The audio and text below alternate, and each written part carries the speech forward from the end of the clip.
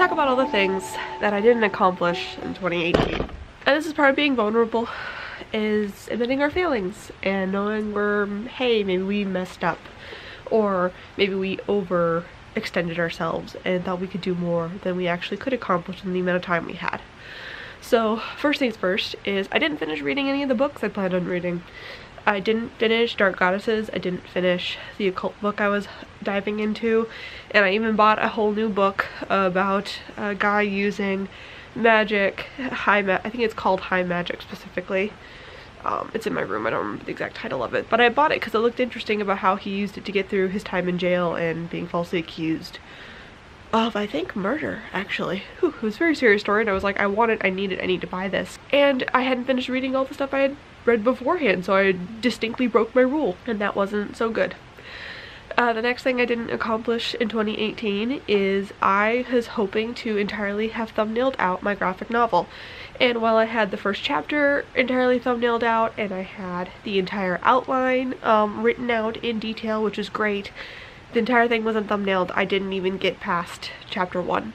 So I have quite a few chapters and sections left to go.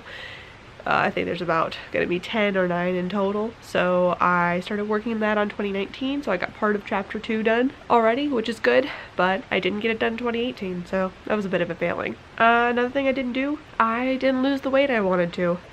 I was really hoping to kickstart my health along with kickstarting my finances in 2018, and I was hoping to finally find a method or something that would allow me to have a healthy mindset yet still not make me feel like I was sacrificing everything good in life to maintain a healthy standard that I knew long run wouldn't be good for me. And I didn't find it until around mid-July. I had a little bit of a wallow in my health was one of those reasons. I knew I wasn't being healthy. I knew I was eating a lot of really bad crap, and I just didn't know why it was I couldn't stick to all of these different diets that I had tried. And finally I found something that worked really well for me, which is great. And then I stuck with that for a while, and I lost 10 pounds, and I was feeling healthier, and I was seeing muscle definition again, and I was eating my vegetables, so I was being good. And then October rolled around, and I got cozy and comfy, and I just didn't follow through. And the 10 pounds came back.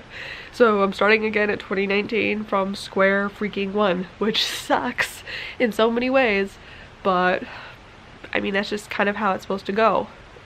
Especially because I know some people don't use their weight specifically because it's quote unquote like toxic for them to like see the scales, the number on the scale going down. There's things like water weight and all sorts of stuff that goes into effect with that.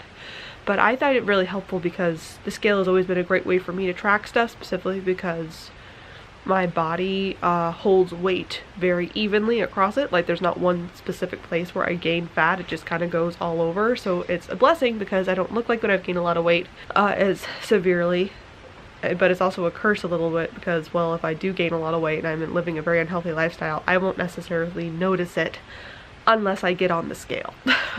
So it's been a really good tool for me, and I make sure to check myself with it if it ever does feel like it's going into an unhealthy matter. But hopefully I'll be getting a better healthy mindset, more vegetables, more movement, more like exercise and all of that, and hopefully I'll be able to get my health on track in 2019.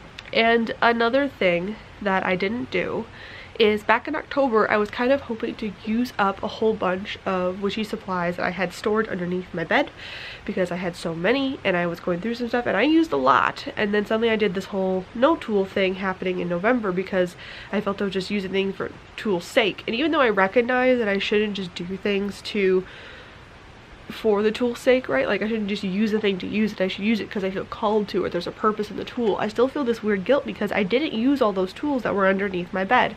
It was very, I don't know, kind of like draining and taxing to suddenly pull that out and realize, oh my goodness, I don't even think I opened this bin full of other candles and herbs and things in the last 6 months. I really just went through a whole kind of purging declutter as I'm getting ready for my move. So yeah, that didn't even happen once, which kind of sucks. So I have even more tools and things that I kind of have to go through and be really honest with myself of, am I ever going to use this? Is this worth packing in a box and carting with me across the country now, since I didn't use it in 2018 like I had planned? So those are some of my failings, things that I did not accomplish in 2018 and I'm hoping to hopefully accomplish in 2019. What are some things that you didn't accomplish? If you feel open with your failings down below. And I make new videos every Monday, Wednesday, and Friday. And I also do a podcast every single Wednesday called Coffee and Cauldrons. And I will see you guys next time.